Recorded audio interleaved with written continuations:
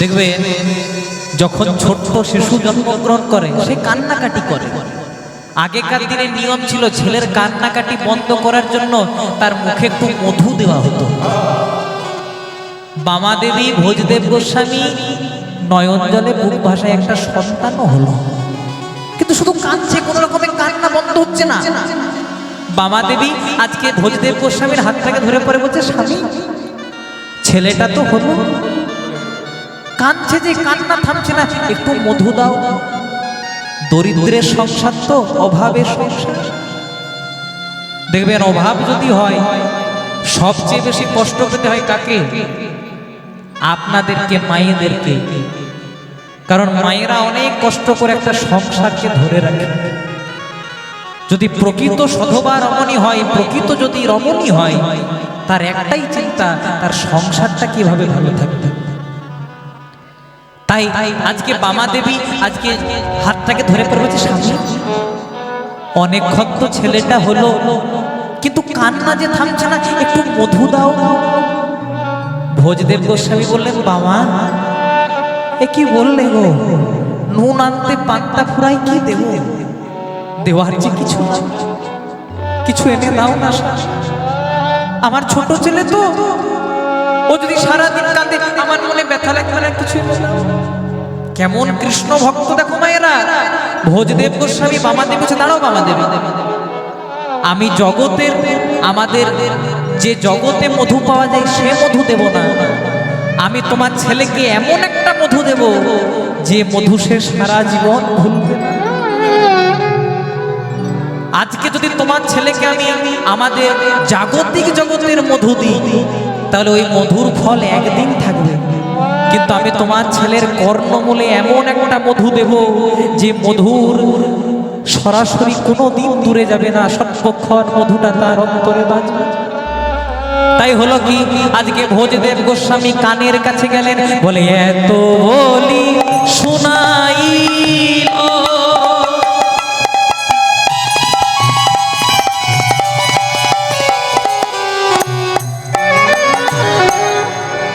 মধুর কৃষ্ণ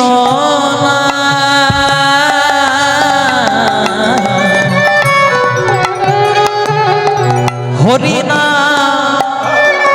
শুনে শিশু আর কাঁদলো না, সে হাসে বীরা। হরি হরি হরি হরি। এত বলি শোনা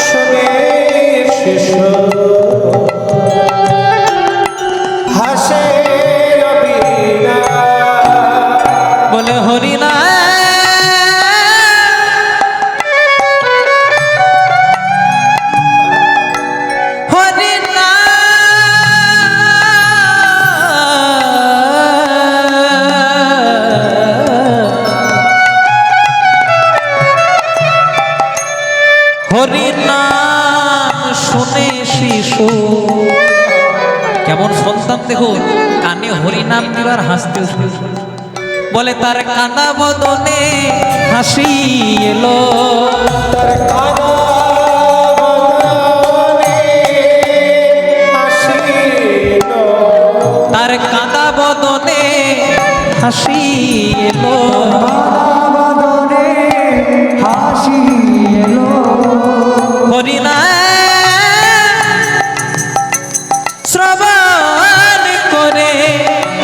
কানা বদনে হাসি এলো, হরিনা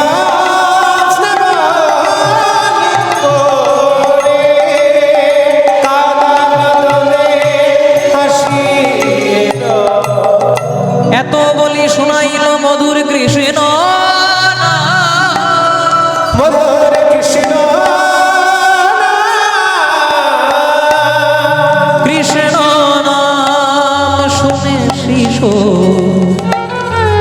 হাসে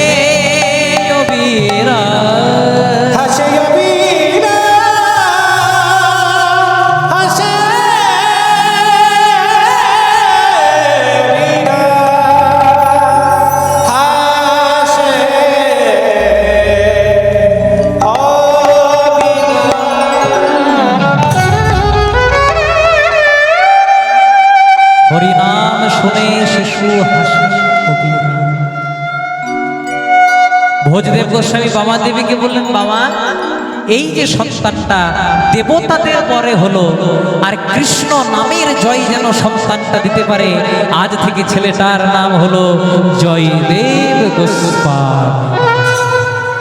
আর সকাল থেকে শুধু হরি নামে কৃষ্ণ নাম বদনে করে অবিরাম। আচ্ছা বলো তো মায়েরা, মাটি যদি ভালো হয় ফসল কেমন হয়? ভালো হয়। আর মনে করুন মাটিটা ভালো আর বীজটা পোকা লাগা, ফসল ভালো হবে? জয় রাধে। মাটি যদি ভালো হয় ফসল ভালো হয়, তেমনি যার মাটি যেমন সন্তান রূপী ফসলটিও তেমন। মা ছেলেকে যা যা শিক্ষা দেবে, ছেলে ছোট থেকে তাই তাই শিক্ষা নেবে। আপনারা সবাই নাম শুনেছেন ঈশ্বরচন্দ্র বিদ্যাসাগর। মায়ের নাম ছিল ভগবতী দেবী। একদিন ভগবতী দেবী ঈশ্বরচন্দ্র বিদ্যাসাগরের কাছে শীতকালে একটা দামি শাল পেলেন। মা এই শালটা নিয়ে শীত কাটাবে। একদিন, দুদিন, 3 দিন, 4 দিন করতে করতে অনেকগুলো দিন পেরিয়ে গেল, কিন্তু মা শালটা গায়ে নিল না। ঈশ্বরচন্দ্র বিদ্যাসাগর বলছে, হ্যাঁ গো মা, শালটা পছন্দ হয়নি। বলছে, খুব পছন্দ হয়েছে। তাহলে গায়ে নাও নি কেন?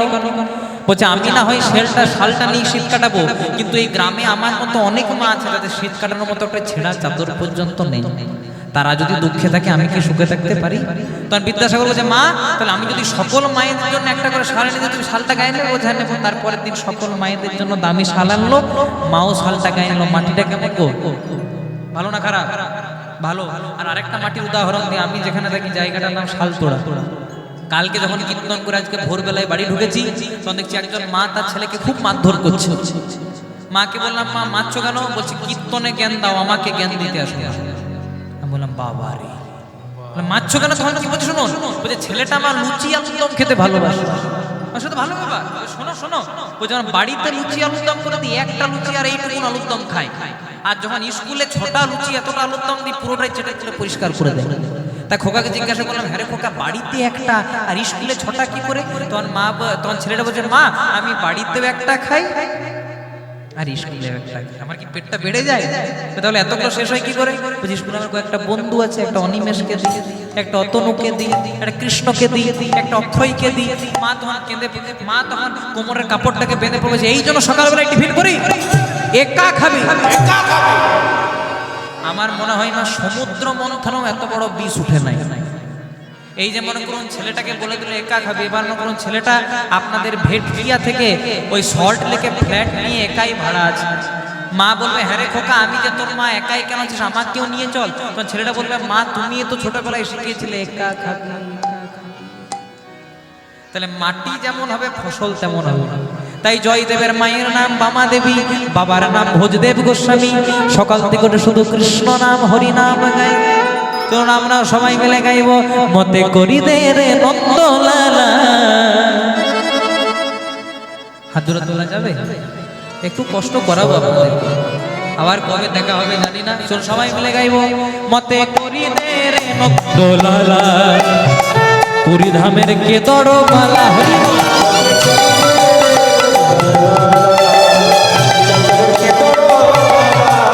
মতে করি দে রে নন্দলালা, পুরী ধামের কে দড় মালা।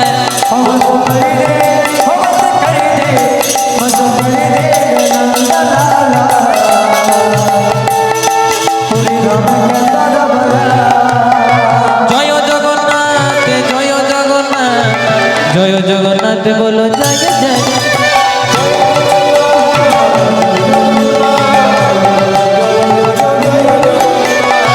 জয় জগন্নাথ, জয় জগন্নাথ, জয় জগন্নাথ, জয় জগন্নাথ।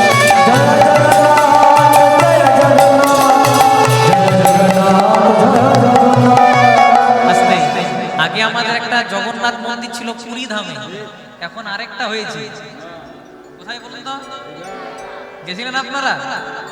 আমি কয়েকদিন আগে ঘুরে এলাম। জয় রাধে।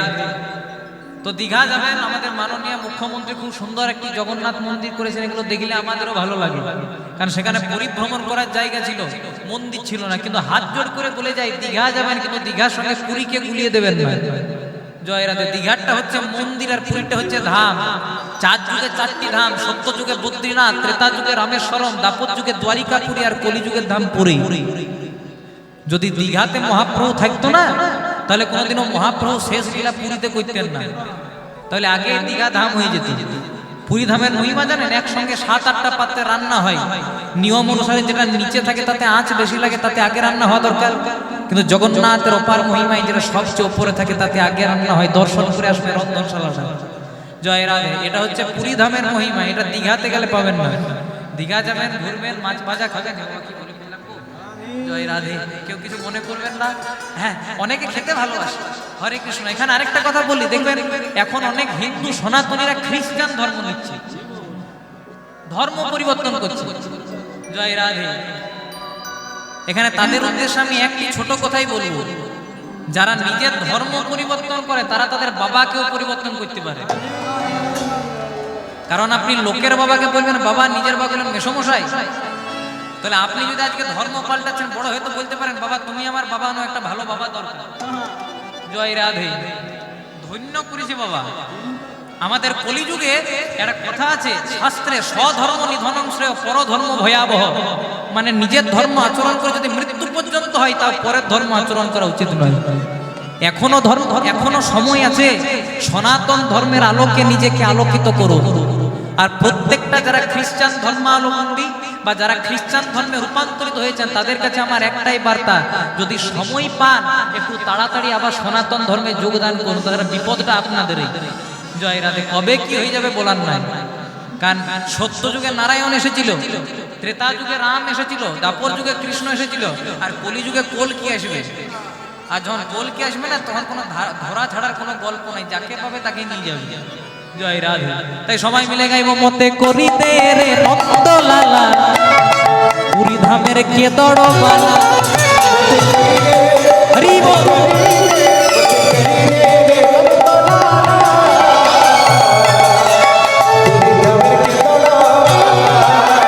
জয় জগন্নাথ, জয় জগন্নাথ, জয় জগন্নাথ, জয় জগন্নাথ, জয় জগন্নাথ, জয় জগন্নাথ, জয় জগন্নাথ, জয় জগন্নাথ, জয় জগন্নাথ, জয় জগন্নাথ।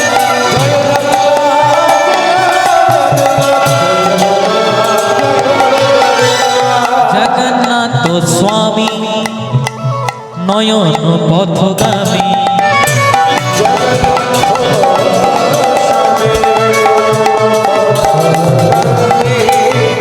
হরিনামের গুণটা দেখুন কত সুন্দর নৃত্য করে, সাক্ষাৎ রাধা রাধি। ক্যামেরাগুলো ওই দিক ঘুরিয়ে দাও তো, আমাকে তো অনেক দেখালেন, ওদেরকে দেখাও।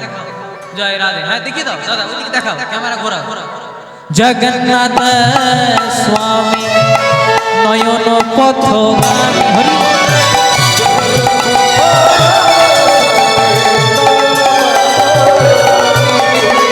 ভব তুমে, ভব তুমে, ভব তুমে, ভব তুমে,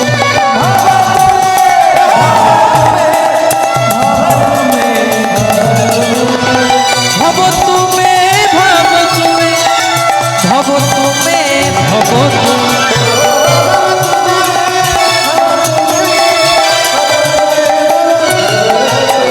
মতে করিতে রে নন্দলালা, পুরী ধামের কেদড়বালা।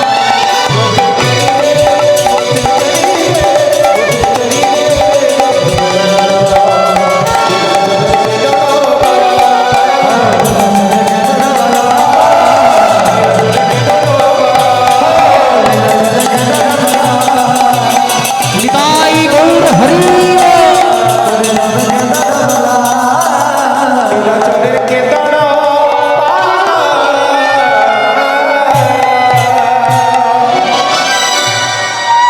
তাই জয়দেব গোস্বামীর বাবার নাম ভোজদেব গোস্বামী, মায়ের নাম বামাদেবী গোস্বামী। জন্মগ্রহণ করলেন ছোট জয়দেব গোস্বামী। সকাল থেকে শুধু কৃষ্ণ কৃষ্ণ কৃষ্ণ কৃষ্ণ নাম স্মরণ করি, দিন চলে যায়। আশ্রয় করিয়া ভক্ত ধুলা দিল না, ধুলা নয় ধুলি গোপীর পদরেণু যেই ধুলা মেখেছিল নন্দের বেটা কেন মাখো মাখো ধুলা মাখো বৈষ্ণবের চরণ ধুলা অঙ্গে মাখো ধুলা নয় ধুলিন সে যে গোপীর পদরেণু সেই ধুলা মেখেছিল নন্দের বেটা কেন্দ্রবিল্ল নামে গ্রাম অজয় নদীর তীরে ভোজদেব নামে ব্রাহ্মণ তথায় বাস করে অতি নিষ্ঠাবান তিনি ধার্মিক সুজন বামা দেবে পত্নী যার জানেন সর্ব তা জয়দেব গোস্বামী কি এমন লিখলেন যার জন্য ভগবান নেমে এলেন? আমরাও তো অনেক কিছু লিখি, কবিতা লিখি, ছড়া লিখি, কিন্তু আমাদেরটাকে তো ভগবান নেমে আসে। জয়দেব কি এমন লিখলেন? জয়দেব লিখেছিলেন স্বরগরলখণ্ডনম মম শিরসি মণ্ডনম। আর সে অসমাপ্ত শ্লোকটাকে পূর্ণ করার জন্য ভগবান লিখে দিয়েছিলেন দেহি পদপল্লব।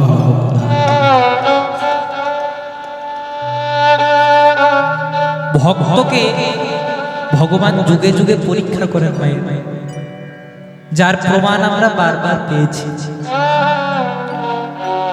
এখনো পর্যন্ত দাঁড়িয়ে আছে বীরভূম জেলা কাটোয়ার সন্নিকটে শ্রীখণ্ডের মাটি, যেখানে মুকুন্দ সরকারের সেবিত বিগ্রহ গোপীনাথ। মুকুন্দ সরকার প্রত্যেক দিন ভক্তি ভরে ভগবানকে সেবা করেন। আজকে হঠাৎ পূজার কাজে মুকুন্দ সরকার একটু বাইরে যাচ্ছে, আর বাড়িতে ছিল তার 5 বছরের ছেলে রঘুনন্দন। আপনার নাম শুনেছেন, ভক্ত রঘুনন্দন। যাওয়ার সময় মুকুন্দ সরকার রঘুনন্দনকে বলছে, রঘুরে প্রত্যেক দিন তো আমি ভগবানকে সেবা দিই, আজকে একটু তুই সেবা দিবি। রঘুনন্দন মনে মনে চিন্তা করছে, তাহলে আমি বোধহয় বড় হয়ে গেছি, বাবার কাজ বাবা আমাকে দিয়েছে, মানে আমি দিনে দিনে বড় হচ্ছি। ছেলেদের যেমন একটা ছোট ছেলের চিন্তা ভাবনা থাকে, ঠিক আছে বাবা তুমি যাও, তোমার চিন্তা নেই, তুমি আসার আগে আমি ভগবানকে সেবা দিয়ে রাখি। ছোট্ট রঘুনন্দন তো আর জানে না মা যে ভগবান নিজ মুখে সেবা করে না, মাটির বিগ্রহ এমনিতেই পূজা করলেই সেবা হয়। ছোট্ট রঘুনন্দন কয়েকটা নাড়ু করে আজকে ভগবানের কাছে গিয়ে পরে বলছে, গোপীনাথ বাবা আমাকে বলেছে তোমাকে খাওয়াতে, নাড়ুগুলো খাও না গোপীনাথ, খাও না গোপীনাথ। কোন রকমেই যখন নাড়ু খাচ্ছেন, ও বুঝতে পেরেছি, বাবা প্রত্যেক দিন তন্ত্র মন্ত্র দিয়ে খাওয়াই, তো আমি তন্ত্র মন্ত্র জানি না, তাই তুমি আমার কাছে খাচ্ছ না, খাও না গোপীনাথ, একবার খেয়ে নাও। তুমি যদি না খাও আমি বাবাকে কি জবাব দেব যে আমি গোপীনাথকে খাওয়াতে পারিনি, খাও না গোপীনাথ। ছেলেটা তো আর জানে না এই যে অচল গোপীনাথ সচল হবে কি করে। যখন বারবার করে বলছে খাও না গোপীনাথ, খাও না, তাও যখন খাচ্ছে না, তাহলে শোনো গোপীনাথ, তুমি যখন আমার কথাতে খাবে না, আমি তো বাবাকে জবাব দিতে পারবো না, আমি মাথা কুপিয়ে আজকে তোমার কাছে প্রাণ ত্যাগ করব। যেই না বলেছে প্রাণ ত্যাগ করব, তারপরেও বলার পরে যখন খেলো না, এবার রঘুনন্দন যেই না মাথা দিতে যাবে, অচল গোপীনাথ আর থাকতে পারে? অচল গোপীনাথ সচল হয়ে নিজের হাতে রঘুনন্দনের মাথাটাকে তুলে দিচ্ছে। ওরে রঘু, জগতে আমার অনেক ভক্ত আছে,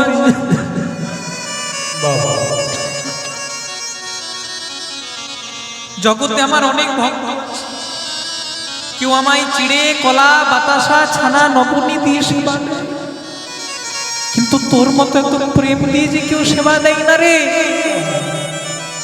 খাও না গোপীনাথ।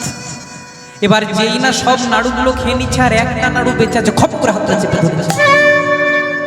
দাঁড়াও গোপীনাথ, যখন বলি তখন খাও না, আর যখন খেতে শুরু করো তখন থামতেই চাও না। অন্তত একটা নাড়ু রাখো, তাহলে বাবাকে কি প্রসাদ দেবো? সঙ্গে সঙ্গে ভগবান রঘুনন্দনকে জড়িয়ে ধরেছে। রঘু, জগতের অনেক মানুষ আছে যারা দিনের পর দিন আমায় ডাকে, তপস্যা করে ধ্যান করে, কিন্তু আমি তো সকলের কাছে যাই না রে। কিন্তু আমি তোর মধ্যে জগৎকে শিক্ষা দিলাম, কারো অন্তরে যদি শুদ্ধ প্রেম ভক্তি থাকে তার বয়সের দরকার হয় না, যে কোনো বয়সে তার অন্তরে আমি ভগবান হয়ে সবসময় বিরাজ করি। তাই তাই তোর মতো এমন করে আমায় কেউ খাওয়াই না।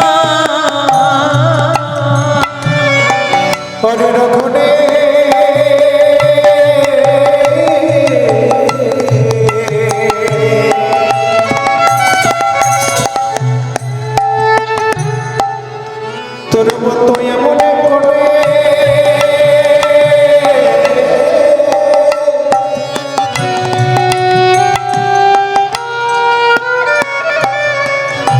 আমায় কেউ খাওয়াই না।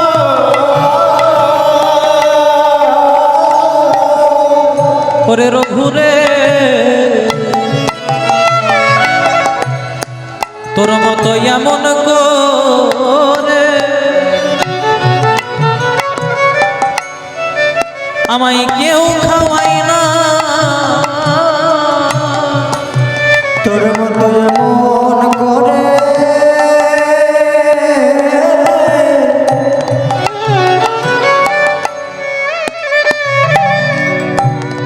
এমন করে কেউ খায় না। দুটো নয়ন জলে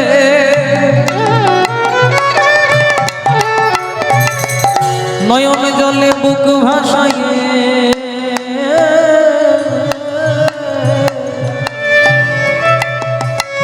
তোর মতো এমন করে আমায় কেউ খাওয়াই না। তোর মতো এমন করে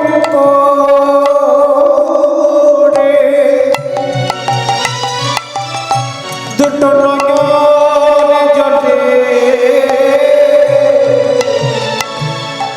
তোর মতো এমন করে আমায় কেউ খাওয়াই না। দুটো নয়ন জলে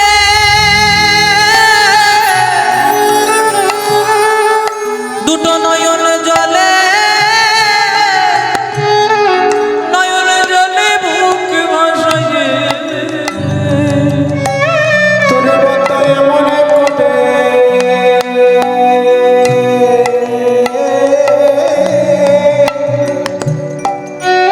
আমার কেউ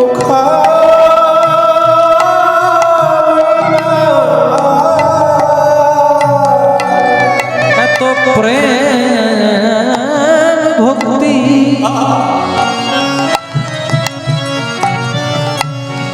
অনুরাগ দিয়ে গোপীনাথ খাও বলে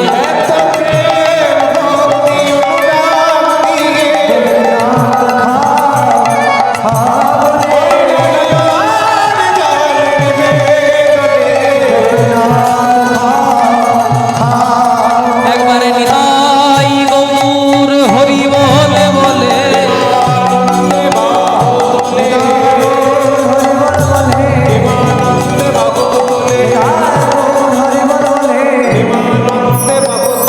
তোর মতন এমন ভাবে আমায় কেউ খাওয়াই না।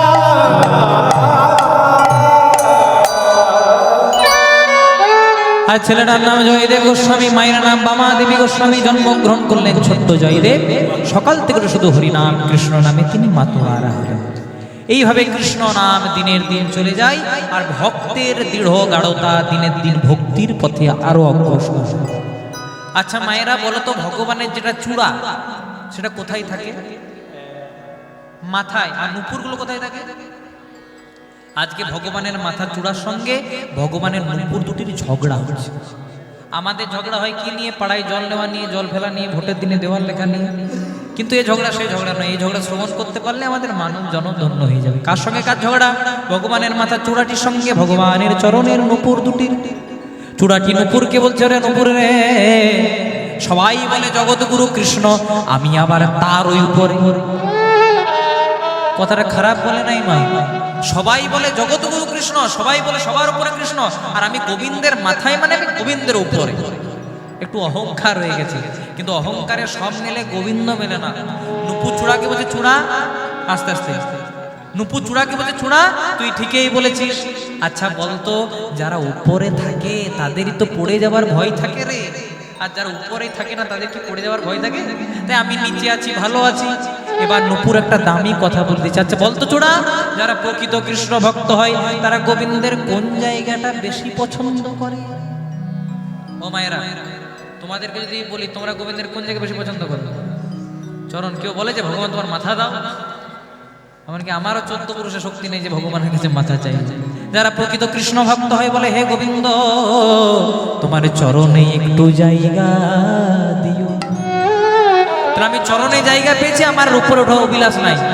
তখন চূড়া মনে মনে চিন্তা করছে, তাহলে তো নুপুরেই ভালো জায়গাটা পেয়েছে, কই আমি তো পাই নাই।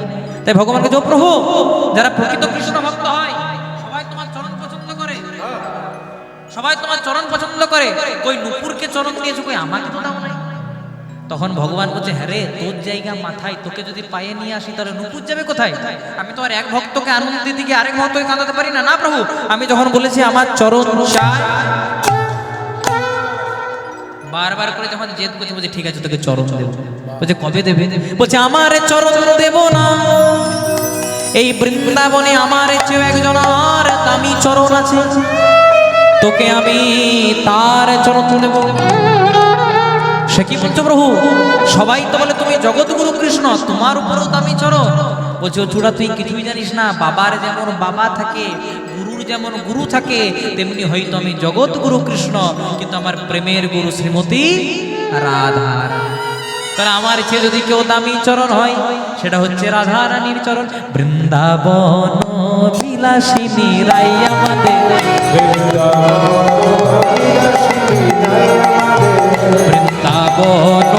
বিলাসিনী রাই আমাদের, বিলাসিনী রাই আমাদের। এই গানটা আপনারা শুনেছেন? এই গানটা সকলেই শুনেছেন। এটা হচ্ছে আমাদের কুঞ্জ মিলনীলার একটা পদাবলী। তো এখানেও গাইলাম, একটু আনন্দ হবে। বৃন্দাবন বিলাসিনী রাই আমাদের, বলে সুখ বলে আমার কৃষ্ণ জগতের গুরু,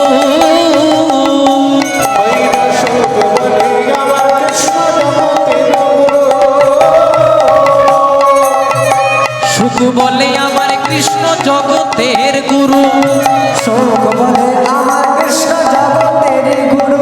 আবার সারি বলে আমার রাধা, সারি বলে আমার রাধা, আচ্ছা কল্প তরু নইলে কে কার গুরু।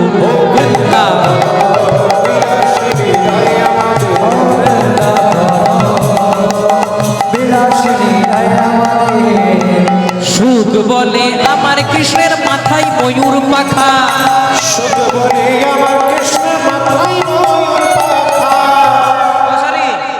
সুখ বলছে আমার কৃষ্ণের মাথায় ময়ূর পাখা, তোমার রাধার ময়ূর পাখা আছে? বলছে না, ময়ূর পাখা নাই, কিন্তু সারি বলে আমার রাধা, সারি বলে আমার রাধা, নাম গীতাতে লেখা নইলে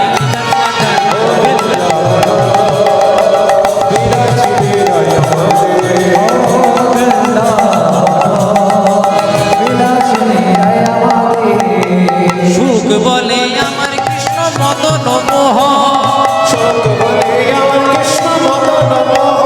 আবার সুখ বলে আমার কৃষ্ণ মদন মোহ, সুখ বলে আমার কৃষ্ণ মদন মোহ।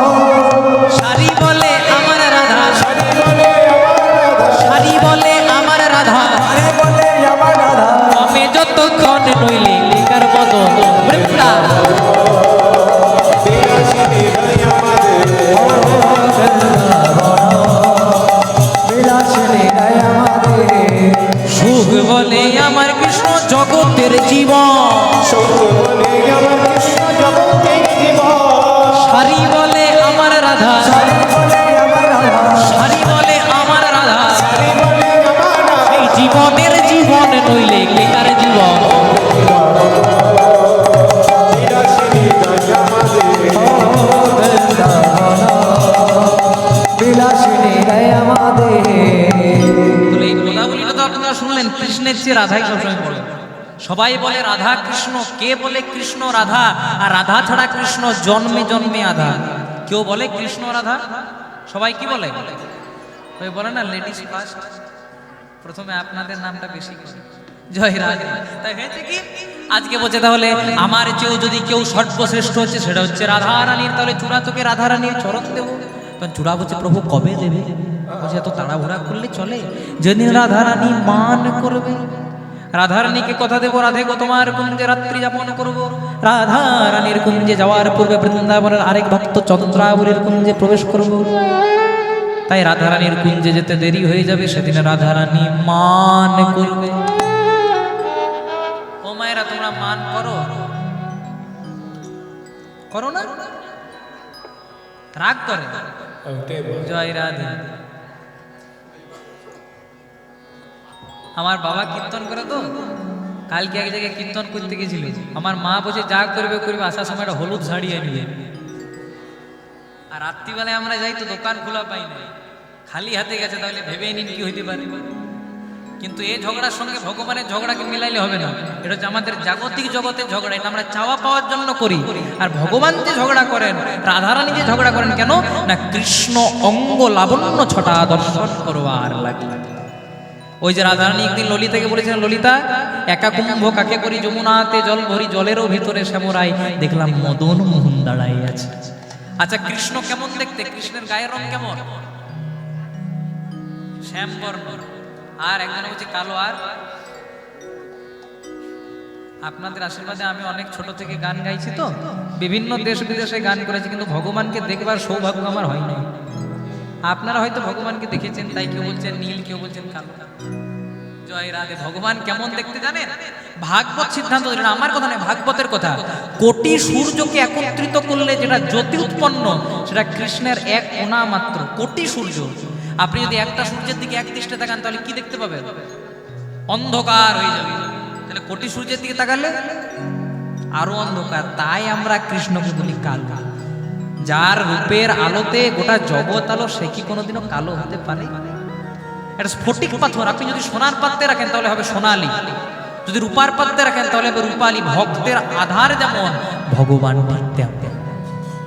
তবে তোকে আমি রাধারানীর চরণ দেবো যেদিন রাধারানী মান করবে রাধারানীকে কথা দেবো রাধে গো তোমার কুঞ্জে রাত্রি যাপন করবো রাধারানীর কুঞ্জে যাওয়ার পূর্বে আমি চন্দ্রাবলীর কুঞ্জে প্রবেশ করব রাধারানী মান করবে ও চূড়া আমি সাম দাম দণ্ড ভেদ অনেক পদ্ধতি অবলম্বন করব কিন্তু কিছুতেই যখন মান ভাঙবে না তখন চূড়া বলছে হ্যাঁ গো মানটা ভাঙাবে কি করে বলছে কিছুতেই যখন মান ভাঙবে না শেষমেশ কি করব জানিস আমি রাধার পায়ে ধরে দেব রাধার পায়ে ধরে আমি রাধার পায়ে প্রেমময়ী রাধার পায়ে করুণাময়ী রাধার পায়ে ধরে দেব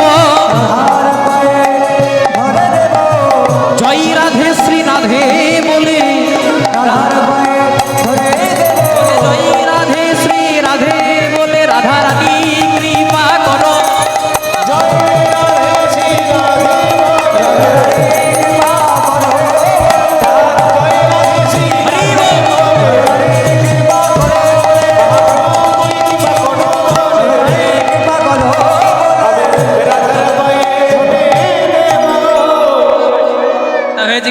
আমি যখন রাধারানীর কিছুতেই মান ভাঙবে না রাধারানীর চরণ দিকে জড়িয়ে ধরি সবাই জানবে রাধা মান করেছে তাই চরণটা মাথায় নিয়েছি কিন্তু সেটা অরিজিনাল কারণ নয় তাহলে কোনটা আসল কারণ বলছে হ্যাঁ রে আমি যদি আমার মাথাটা রাধারানীর পায়ে দিই সেদিন তুই কোথায় থাকবি আমার মাথাতেই তো তাহলে সেদিন পাবি রাধা চরণ পাবি সেদিন পাবি রাধা চরণে পাবি পাবি রাধা তোকে দিলাম দিলাম আমি কথা দিলাম পাবি রাধার চরণ তবে কথা দিলাম পাবি রাধা আর রাধারানীর চরণ দুটিকে জড়িয়ে ধরে গোবিন্দ কি বলেছেন বাবা স্বরাগারালা খণ্ডনাম মম শিরসি মণ্ডনাম দেহি পদপল্লব মোদারম। এই শ্লোকটা কোথা থেকে নেওয়া? জয়দেব গোস্বামীর গীত গোবিন্দ। তাহলে দেখুন, যার শ্লোক স্বয়ং ভগবান রাধার মান ভাঙানোর জন্য উচ্চারণ করছেন সেটা কোন ভক্ত? তাহলে সেই ভক্তের মাটিতে যদি একবার গোড়াগড়ি দিয়ে আসতে পারেন আমাদের মানব জনম ধন্য হয়ে যায়। আমাদের দেশের ছেলেমেয়েরা বিদেশে যায় টাকা পয়সা রোজগার করার জন্য, আর বিদেশের ছেলেমেয়েরা আমাদের দেশে আসে কেন? পারমার্থিক উপার্জনের জন্য। তারা কিন্তু টাকা পয়সা রোজগার করার জন্য আসে না, তারা আসে পারমার্থিক উপার্জনের জন্য। তাদের দেশে ভগবান নাই, তারা আমাদের দেশে ভগবান পাওয়ার জন্য আসে। আর আমরা সেই ভগবানকে চিনতে না পেরে পাশ্চাত্য কালচার নিয়ে মাতামাতি করি। এটা হিন্দু সনাতন ধর্মের লজ্জার কথা। দেখবেন একটা মুসলমান কিন্তু তার টুপি সবসময় রাখে, কিন্তু একটা হিন্দু সনাতনের গলাতে তুলসী মালা পরতে আমাদের লজ্জা লাগে। জয় রাধে। দুটো কুকুর ঘুরছে, একটার গলাতে বেল্ট আর একটার গলাতে বেল্ট নাই। যখন বাইরে কেউ যখন মারবে তখন কাকে মারবে? বেল্ট ওয়ালাটাকে না শুধুটাকে, যার গলাতে বেল্ট নাই। কেন? কারণ যদি বেল্ট যার আছে তাকে যদি মারে মনে মনে চিন্তা করো এর মালিক এসে আমাকে মারে। তেমনি গলায় যদি তুলসীর মালা পরেন তেমনি সবাই জানবে এটা ভগবানের দাস। আমরা অনেকে বলি না যে নিরামিষ খেতে হবে তবে তুলসী মালা পরবেন। আমি আপনাদেরকে বলি সোশ্যাল মিডিয়া আছে, যারা আঁশ খাচ্ছেন তারা ইমিডিয়েটলি তাড়াতাড়ির মধ্যে তুলসীর মালা পরবেন। তুলসী মালা পরার নিয়ম আছে। যারা নিরামিষ খাচ্ছেন তারা গলাতে লাগিয়ে পড়ুন, আর যারা আমিষ খাচ্ছেন তারা দু ফেরতা করে গলা থেকে একটু নিচে নামিয়ে পড়ুন। এই মালার এমন গুণ যে মালা থাকতে থাকতে একদিন আপনাকে এই মালাই সব জ্বালা থেকে দূরে করে দেবেন। তাই গৌর হরি হরি। আবার আমাদেরকে অনেক প্রশ্ন করে যে যত যত দেব দেবতা শুধু কি ভারতের মাটিতে নামতে পেল? আমাদের আমেরিকার মাটিতে তো ভগবান আসে নাই, পাকিস্তানে তো ভগবান আসে নাই, তাহলে ভারতের মাটিতে কেন নেমে এলো? তাদেরকে একটাই উত্তর দেওয়া যায় যে এরোপ্লেন কি সব জায়গায় নামে? এরোপ্লেন আপনার বাড়ির ছাদেও নামবে না আর আমার বাড়ির ছাদেও নামবে না, এরোপ্লেন নামবে এয়ারপোর্টে। তেমনি যেখানে এয়ারপোর্ট থাকে সেখানে যেমন এরোপ্লেন নামে, তেমনি যেখানে ভক্তির ভূমি থাকে সেখানেই ভগবান নামে। নিতাই গৌর প্রেমানন্দে। তাই হয়েছে কি আজকে জয়দেব গোস্বামী সকাল থেকে শুধু কৃষ্ণ কৃষ্ণ কৃষ্ণ কৃষ্ণ ভাবটি কেমন হরি হরয়ে নমো কৃষ্ণ যাদবাই হরি কৃষ্ণ যাদবায় হরি হরয়ে নমো কৃষ্ণ যাদবাই কৃষ্ণ যাদবায় আবার যাদবাই মাধবাই কেশবাই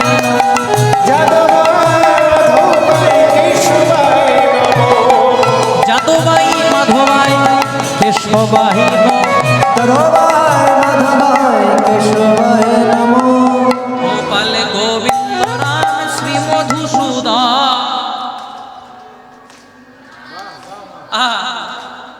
গিরিধারী গোপীনাথ মদন মোহন। উচ্চ স্বরে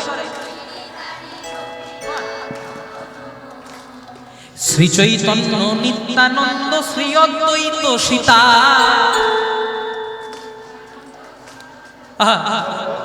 হরি গুরু বৈষ্ণব ভাগবতার গীতা। বা এত যদি আপনাদেরকে বলে আমার সিটটা খালি হয়ে যাবে, থাক থাক বেকার।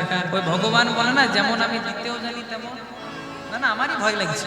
ঠিক আছে আপনারা একসঙ্গে বলুন সবাই মিলে, গোপাল গোবিন্দ রাম শ্রী মধুসূদন গোপাল গোবিন্দ রাম শ্রী মধুসূদন আবার গিরিধারী গোপীনাথ মদন গিরিধারী গোপীনাথ মদন গিরিধারী গোপীনাথ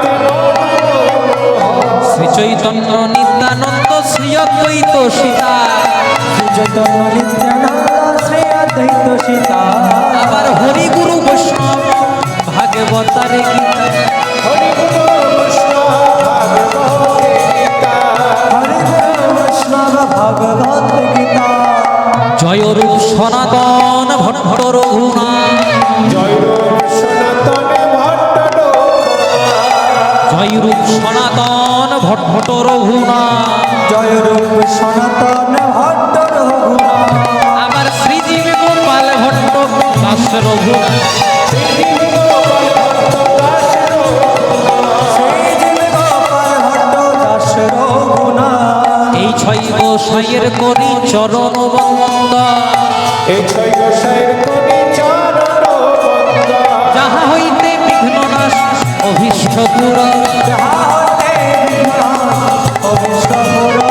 যাহাতে বিঘ্ননাশ অভীষ্ট পুরা। এক বাবার এক ছেলে একটা ঘোড়া কিনেছে, বাবা চেপেছে ঘোড়ার পিঠে আর ছেলেটা হেঁটে হেঁটে যাচ্ছে, যেই না আপনাদের জোকা হয়ে পার হচ্ছে বলছে করেছো কি, বাবা হয়ে চেপেছো ছেলেটাকে হাঁটাচ্ছ। বাবা মনে মনে চিন্তা করছে ঠিকই তো বলেছে, আমি বাবা হয়ে চেপেছি ছেলেটাকে হাঁটাচ্ছি, এবার ছেলেটাকে চাপিয়েছে আর বাবা হেঁটে হেঁটে যাচ্ছে। জয় রাধে। যেই না ঠাকুর পুকুর হয়ে পার হচ্ছে বলছে লজ্জা করে না, কম বয়সী ছেলে হয়ে চেপেছো বাবাটাকে হাঁটাচ্ছ। তখন ছেলেটা মনে মনে চিন্তা করছে আমি চাপলেও জ্বালা, বাবা চাপলেও জ্বালা, কি করা যায়। তোর বাবা যে শোন খোকা তাহলে দুজনা, যেই না দুজনা চেপে আপনাদের বিবির হাট হয়ে পার হচ্ছে বুঝি করেছো কি, একটা অবলা প্রাণী ঘোড়া বলতে পারে না তাহলে দুজনাতেই। বাবা ছেলে মনে মনে চিন্তা করছে আমি চাপলেও জ্বালা, বাবা চাপলেও জ্বালা, দুজনা চাপলেও জ্বালা, কি করা যায়। তোর বাবা এক গ্লাস ঠান্ডা জল বলছে শোন খোকা শেষ একটাই উপায়, ঘোড়াটাকেও হাঁটাও। আমরাও হাঁটব। জয় রাধে। যেই না আপনাদের এই ভেটকিয়া হয়ে পার হচ্ছে দেখাচ্ছ নাকি যে ঘোড়াটা কিনেছে, চাপো নাই হেঁটে হেঁটে যাচ্ছে। কথাটা কেন বললাম, কিছু মানুষ আছে যাদের কোনোতেই শান্তি নাই। আপনি আজকে হাত তুলবেন কালকে বলবেন দেখলি কত ভক্তি, শুধু আপনাদের এখানে নয় আমাদের। আচ্ছা বলুন তো ভগবান আমাদেরকে মুখ দিয়েছে কটা, কটা দিয়েছে রে? কটা দিয়েছে? দুটো? হ্যাঁ একটা, মাঝে মাঝে বলবেন ভুলে যায়। জয় রাধে। তাহলে মুখ দিয়েছে একটা, কান দিয়েছে কটা? শোন বেশি বল কম। আপনাদেরকে যদি কেউ খারাপ কথা বলে এক কানে নেবেন এক কানে ফেলে দেবেন, ভগবানের নাম গাইবেন। তাই বল না সৎসঙ্গে স্বর্গবাস আর অসৎসঙ্গে, অসৎসঙ্গে নরকবাস নয়, কলিযুগে পদে পদে সর্বনাশ। আচ্ছা বলো তোমার উত্তরটা তোমরা দেবে। তোমাদের বাড়িতে যদি একটা বিষধর সর্প প্রবেশ করে তোমরা কি করবে? কি করবে? হ্যাঁ দেখুন বলছে মেরে দেবো, কত বুকের পাটা দেখুন। কেউ মেরে দেবে আর কেউ যদি মা মনসার ভক্ত হয় সে তাড়িয়ে দেবে। নাকি আপনি বলবেন সাপ এসেছে চলো আমার বেডরুমে দিন থাকো, বলবেন নাকি? কেউ মেরে দেবে বা কেউ তাড়িয়ে দেবে। আর মনে করুন সেই সাপটা আপনার ঘরে না এসে আপনাদের এই ভেটকিয়ার শিব মন্দিরে শিবের মাথার উপর একটা খেলা করছে, কি করবেন? মেরে দেবেন, তাড়িয়ে দেবেন, কি করবেন? পূজা করবো। কথাটা কেন বললাম না, লোকেশন চেঞ্জ তো সিচুয়েশন চেঞ্জ। সাপটি যখন আমার বাড়িতে প্রবেশ করলো রেজাল্ট মার্ডার বা তাড়িয়ে দিলাম, আর সেই সাপটাই যখন শিবের মন্দিরে খেলা করলো তাকে আমরা পূজা। কেন? যদি সৎ সঙ্গ করতে পারে, যদি গুরুদেবের সেবা করতে পারে তাহলে কৃষ্ণ কৃপা নিশ্চয়ই লাভ হবে। এটা হচ্ছে সৎসঙ্গের হাট। আমাদের একটা জিনিস খুব খারাপ লাগে, আমরা তো অন্য জেলার ছেলে, যখন দক্ষিণ 24 পরগনাতে আসি এই জেলাতে এত পরিমাণ কীর্তন হয় যেটা অন্য কোনো জেলাতে হয় না আমার মতে। আমি অনেক ছোট থেকে গাইছি। আপনাদের সামালি যেটা অক্ষয় সেটা এখানে আমি এই বছর নিয়ে 5 বছর আসলাম। হ্যাঁ বহু জায়গায় আমি কীর্তন করেছি, কিন্তু দক্ষিণ 24 পরগনা প্রতি জেলাতে কীর্তন গিয়েছি, কিন্তু দক্ষিণ 24 পরগনাতে যে পরিমাণ কীর্তন হয় সেটা অন্য কোনো জেলাতে হয় না। কিন্তু আমাদের একটাই খারাপ লাগে, কিছু কিছু হরিবাসর পদাবলীটাকে মর্যাদা দেয় না। কিন্তু এটাই তো আমাদের সম্পদ। যদি পদাবলী কীর্তন থেকে যদি আপনি পদাবলীটাকে বাদ দিয়ে দেন তাহলে কি কীর্তন শুনবেন? তাই কীর্তনে ভজন থাকবে, তত্ত্ব থাকবে, তথ্য থাকবে, কিন্তু হাত জোর করে বলে যায় একটু পদাবলীটাকে শোনার চেষ্টা করবেন। আপনারা পদাবলী শুনছেন বলে গাইছে এই হরি হরয় নম কৃষ্ণ, এটা কিন্তু ভজন না, এটা পদাবলী। কেন শুনতে ভালো লাগছে না? ভালো লাগছে। যদি গাইলে গাওয়ার মতো হয় তাহলে সেটাও শুনতে ভালো লাগে। জয় রূপ সনাতন ভট্ট রঘুনাথ, জয়রূপ সনাতন ভট্ট আবার শ্রীজীব গোপাল ভট্ট দাস রঘুনাথ, আবার শ্রীজীব গোপাল ভট্ট দাস রঘুনাথ, এই ছয় গোসাইয়ের করি চরণ বন্দনা, এই ছয় গোসাইয়ের করি চরণ বন্দনা, যাহা হইতে বিঘ্ন নাশ অভীষ্ট পুরা, যাহা হতে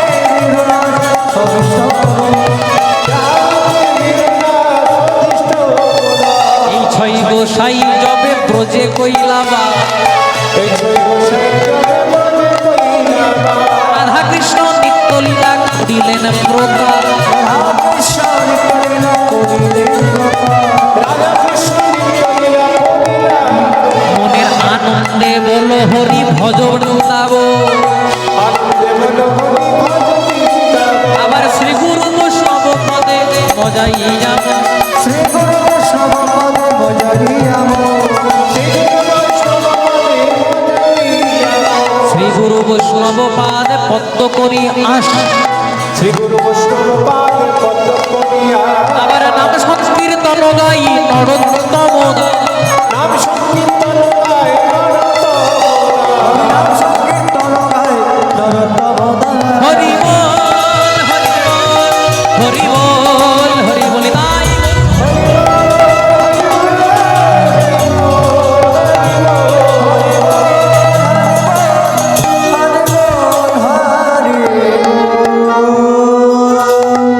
তাই তিনজনার সংসার তিনজনা প্রতিদিন শুধু কৃষ্ণ নাম গায় হাতে করো গৃহকাম মুখে বলো হরি আর অনায়াসে পেরিয়ে যাবে ভব সিন্ধু পারি বনেতে বা গৃহেতে থাকো হাগুম রাখতে বলে ডাকো নরোত্তম মাগে তার সঙ্গ এই নরোত্তম দাস ঠাকুর আর অন্য কেউ ছিলেন না ইনি ছিলেন কলিকালে শ্রীপাদ নিতাই চাঁদের দ্বিতীয় কলে নরোত্তম দাস ঠাকুর মানে যখন পঞ্চতত্ত্ব অন্তর্ধান হয়ে গেলে তখন জগৎটা আবার অধর্মে পড়ে গেল সে অধর্ম থেকে ধর্মে ফিরিয়ে আনার জন্য মহাপ্রভু আবার দ্বিতীয় রূপে নেমে এলেন শ্রীনিবাস আচার্য প্রভু নামে চাকুন্দি কাটুয়া জেলার আপনাদের আশীর্বাদে সেখানে আমি কীর্তন করে এসেছি যেটা শ্রীপাঠে তারপর আবার নরোত্তম দাস ঠাকুর এলেন এটা নিতাই চাঁদের আবেশ তত্ত্ব আবার অদ্বৈতাচার্য বললেন তাহলে তোমরা যখন যাচ্ছ আমি তো গৌরকে এনেছিলাম তাহলে আমাকে কি বাকি রেখে যাবে তাই তিনিও ভক্ত সামানন্দ রূপে আমাদের পৃথিবীর মাটিতে নেবে ভক্ত যদি শক্ত হয় তাহলে তো ভগবানেরও পরাজয়